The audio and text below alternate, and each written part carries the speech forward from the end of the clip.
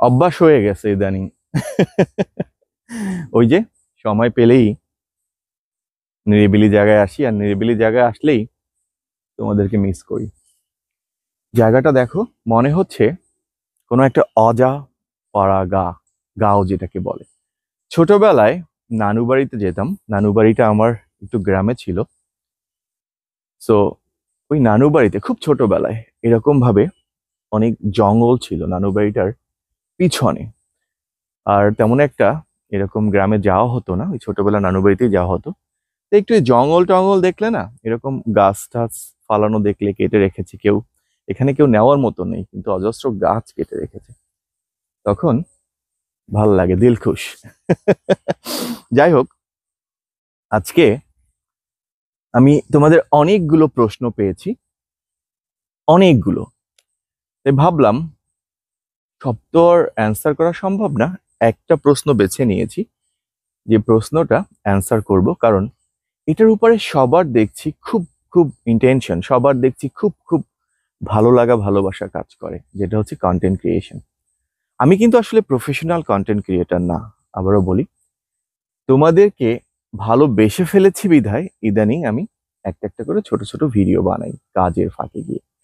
মূলত আমি যেহেতু আমেরিকায় থাকি, সময়ে বা কি বলে টাইম বা সময় যেটাই বলো, এটা আসলে তেমন একটা পাওয়া যায় না। একা থাকি যেহেতু, একটু ভালো লাগা ভালোবাসা নিয়েই 4 মাস আগে শুরু করেছিলাম ছোট ছোট দুই একটা ভিডিও দিয়ে ফেসবুকে। আর সেই ভিডিওগুলো তোমরা যখন দেখলাম পছন্দ করছো, সেই ভিডিওগুলো তোমরা দেখলাম লাইক করছো, কমেন্টস করছো, ভালো ভালো বলছো, তখন একটু আগ্রহ বাড়লো।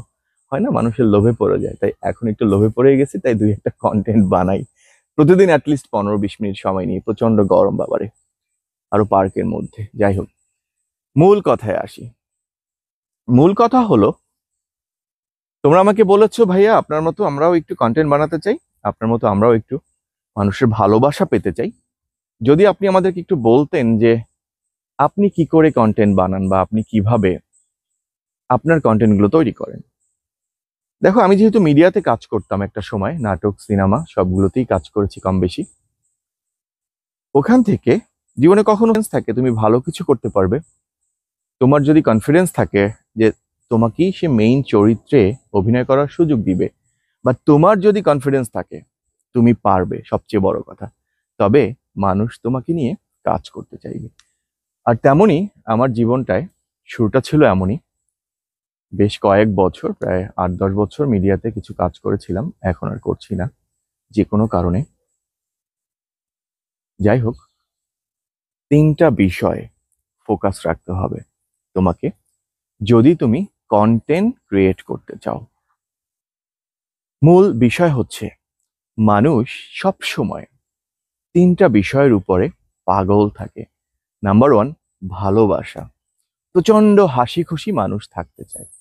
নাম্বার 2, মানুষ প্রচন্ড কিছু শিখতে চায়, প্রচন্ড রকমের শেখার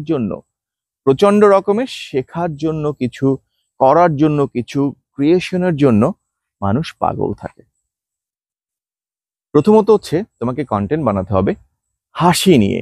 লক্ষ কোটি টাকা খরচ করে মানুষ বিভিন্ন লোকেশনে যায়, বিভিন্ন ভ্যাকেশনে যায়, বিভিন্ন থিয়েটারের টিকিট কাটে, বিভিন্ন নাটক দেখে, গিয়ে মানুষ শুধুমাত্র একটু হাসির জন্য। কন্টেন্ট বানাতে হলে প্রচন্ড হাসির কন্টেন্ট বানাও।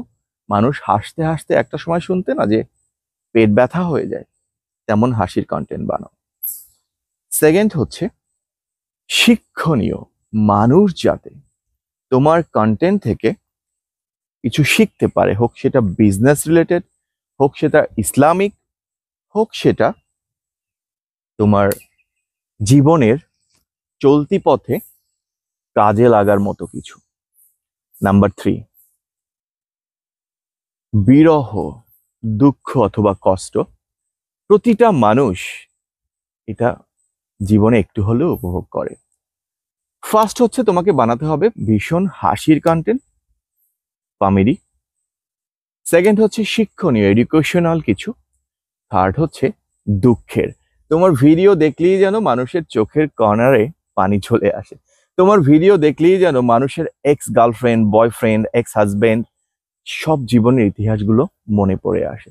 এই তিনটা বিষয়ে যদি তুমি কন্টেন্ট বানাও, আই হোপ মানুষ তোমার কন্টেন্ট দেখবে।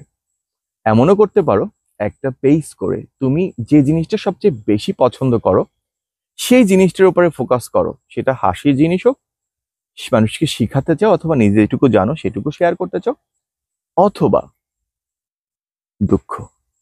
যেমন দেখো, আমি যখন তোমাদের সামনে কোনো প্রেমের কিছু বলি বা রোমান্টিক কিছু বলি, তোমরা মনে করো কি আমাকে কমেন্টসে লেখো, ভাইয়া প্রেমের সিজন চলছে, তার মানে মনে হচ্ছে আমি প্রেমে পড়ছি। আসলে না। আমি যখন তোমাদেরকে কোনো মোটিভেশনাল বা এডুকেশনাল বা কোনো বিজনেসের কনসেপ্ট দেই বা শেয়ার করি বা কথা বলি, তোমরা তখন মোটিভেট হও, তোমরা তখন তার নিচে লেখো, আমি দেখেছি অনেক ভালো বলেছেন ভাইয়া, এটাই করা উচিত। মানে তোমাদের ইন্সপায়ার করা বা তোমাদের আগ্রহটা তৈরি হয়। আবার আমি যখন কোনো বিরহ নিয়ে, প্রেম প্রীতি নিয়ে, স্যাকামাইসিন যেটাকে বলে, এটা নিয়ে কথা বলি, তখন তোমরা ভাবো ভাইয়া ছ্যাকা খেয়েছে, ভাইয়ার গার্লফ্রেন্ড পালিয়েছে, ভাইয়ার ওয়াইফের সাথে ডিভোর্স হয়েছে, অথবা ভাইয়ার মনে কষ্ট। এটুকুই শেষ। তিনটা জিনিস নিয়ে কন্টেন্ট বানাও, ভিডিও বড় হয়ে যাচ্ছে। প্রথমত ভীষণ দুঃখ অথবা ভীষণ কষ্ট, পিছন থেকে বলছি। দ্বিতীয়ত মানুষকে শিখানোর মতো কিছু। তৃতীয়ত হাসি, এমন হাসাও মানুষকে মানুষ যেন পাগল হয়ে যায়। ভালো থেকো। Love you all guys.